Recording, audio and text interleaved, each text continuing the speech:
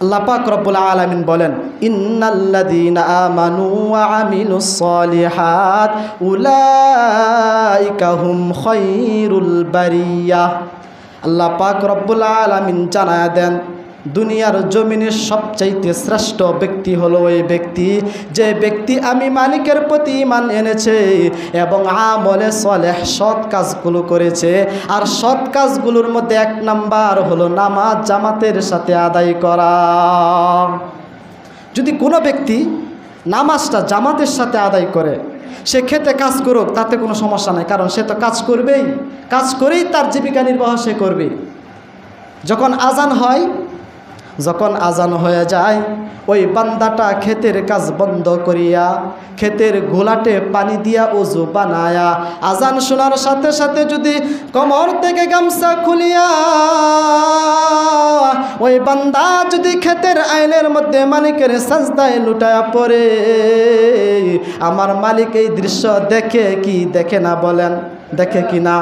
সে যে কাজ বাদ দিল, আমার মালিক দেখছে কিনা?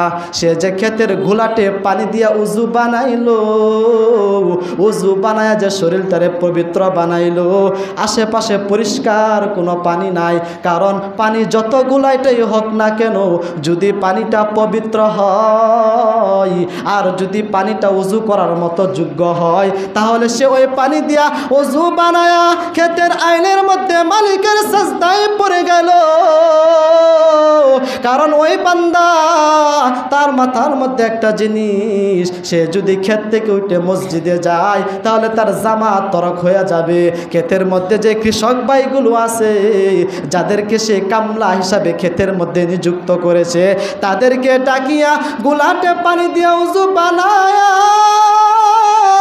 ওই বান্দা যখন ক্ষেতের আইনের মধ্যে মালিকের নামাজ পড়ার জন্য সেজদায় লুটায়া পড়ে মাটির মধ্যে, আমার মালিকের কুদরতি অন্তরের মধ্যে বড় জোশ লাগে রে। মালিক ডাক দিয়ে বলে, রে আমার ফেরেশতার দল, তোরা কোথায়? দুনিয়ার জমিনে সবচাইতে সুন্দর একটা দৃশ্য আজকে তোরা দেখ, সুন্দর একটা আলামত আজকে তোরা দেখ। আমার বান্দা ক্ষেতের কাজ বাদ দিয়া, বান্দা তার ঝামেলাগুলোকে ছুঁড়ে ফেলে দিয়া, বান্দা ক্ষেতের আইলের মধ্যে আমার নামাজ পড়া শুরু করে দিয়েছে। বান্দা ক্ষেতের আইলের মধ্যে নামাজ পড়ার কারণে, নামাজ বাদ না দেওয়ার কারণে আমি আল্লাহ আজকে বান্দাকে এমন একটা পুরস্কার দিব। ও আমার ফেরেশতার দলেরা, আমাকে বলে দাও, আমার বিশাল বিশাল জান্নাতগুলো আছে, তোমরা যেই জান্নাতের মালিক বানাইতে বলবা আমার বান্দারে, আমি আল্লাহ আমার বান্দারে সেই জান্নাতের মালিকটাই বানায়া দেন।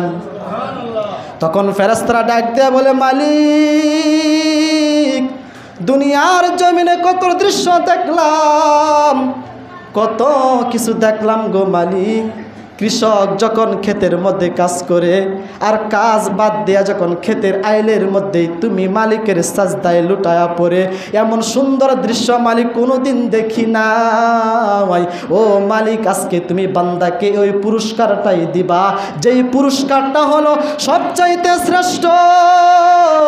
মালিক, তুমি তোমার বান্দাকে সেই পুরস্কারটা দাও। আমার মালিক বলে, রে ফেরেশতার দল, যেহেতু তোমরা আমাকে বলতেছো শ্রেষ্ঠ পুরস্কারটা দেওয়ার জন্য, তোমরা মনে রেখো আমি আমার বান্দার জীবনের গুনাহগুলো মাফ করে দিলাম। ও ফেরেশতার দল শুনো, শুধু গুনাহ করে মাফ করে দেয় আমি আল্লাহ শেষ করে দেই নাই, আমি আল্লাহ তার কবরের জিম্মাদার হয়ে গেলাম। অন্ধকার কবরে যখন তার পাশে কেউ থাকবে না, বান্দা নামাজ পড়ার কারণে আমি আল্লাহ সেই দিন তার বন্ধু হয়ে যাব। যখন ফুলসিরাতের ফুল সে একা একা পার হবে, আমি আল্লাহর কুদরতি আঙ্গুল তাকে বাড়া দিব, বান্দা ধর। আমি আল্লাহর আঙ্গুল ধইরা ধইরা তুই ফুলসিরাতের ফুল পার হয়ে যারে বান্দা। যখন বান্দা জান্নাতের গেইটে যাবে, আমি আল্লাহ নামাজের চাবিটা তার সামনে ধরে দিব, বান্দা তালা খুল আর তোর জীবনের শ্রেষ্ঠ জায়গা জান্নাতে প্রবেশ কর। ও বান্দা, আজকে আমি আল্লাহ তোমার জান্নাতের মধ্যে ঢুকা দিলাম, যেই জান্নাতের মধ্যে কোনোদিন তুমি অসুস্থ হইবা না, যে জান্নাতের মধ্যে তোমার দাড়িগুলো কোনোদিন সাদা সাদা হবে না। ও বান্দা, এমন একটা জান্নাত আমি আল্লাহ তোমারে দিলাম, যে জান্নাতের মধ্যে কেউ তোমার কোনো কষ্ট দিবে না, কেউ তোমার বিরুদ্ধে কথা বলবে না, কেউ তোমার উপর কোনো ক্ষমতা দেখাইবে না। আমি আল্লাহ আজকে তোমার এমন একটা জান্নাতের মালিক বানাইলাম রে বান্দা। রসুল, তোর কান কোনোদিন এই জান্নাতের কথা শুনে নাই, তোর চোখ কোনোদিন এই জান্নাতের আকার আকৃতি দৃশ্যগুলো দেখে নাই, তোর মন কোনোদিন অনুভব করে নাই রে বান্দা। এমন একটা জান্নাতের মালিক আমি আল্লাহ তোরে বানাইলাম, যেই জান্নাতের মধ্যে তোর বয়স কোনোদিন কমবে না রে বান্দা। দিন যত যাবে তোর বয়স তত কমবে, তোর বয়স তত কমবে, আর তোকে দেখা যাবে টকবগে যুবকের মতো। দিন যত যাবে তোর যৌবন তত বাড়বে, তোর শরীরের গরম তত বাড়বে, তোর শরীরের সৌন্দর্য তত বৃদ্ধি পাবে রে বান্দা। এমন একটা সুন্দর জান্নাতের মালিক আমি আল্লাহ তোমারে বানায়া দিলাম। শুধু তাই নয়, প্রতি সপ্তাহে একদিন আমি আল্লাহ তোমাকে আমার দিদার লাভ করাবো। নামাজ পড়ার কারণে দুনিয়ার সবচাইতে শ্রেষ্ঠ নেয়ামতের মালিকটাই আল্লাহ বান্দারে বানায় দেয়। এই জন্য দুনিয়ার যে কোনো কাজে ব্যস্ত থাকেন, আল্লাহ পাক আপনি যে কোনো কাজে ব্যস্ত থাকেন, মালিকের জন্য আপনি 10 মিনিট 20 মিনিট সময় আজান হলে দেন। এই 10-20 মিনিট সময় সকাল থেকে নিয়ে সন্ধ্যা পর্যন্ত 24 ঘন্টা সময় 5 ওয়াক্ত নামাজ পড়ে হিসাব করে দেখেন, বেশি থেকে বেশি মাত্র 2 ঘন্টা সময় লাগে। আল্লাহ বলে 24 ঘন্টা সময় তোকে দিলাম, সকাল থেকে নিয়ে সন্ধ্যা পর্যন্ত 22 ঘন্টা সময় তুই তোর জন্য ব্যয় কর।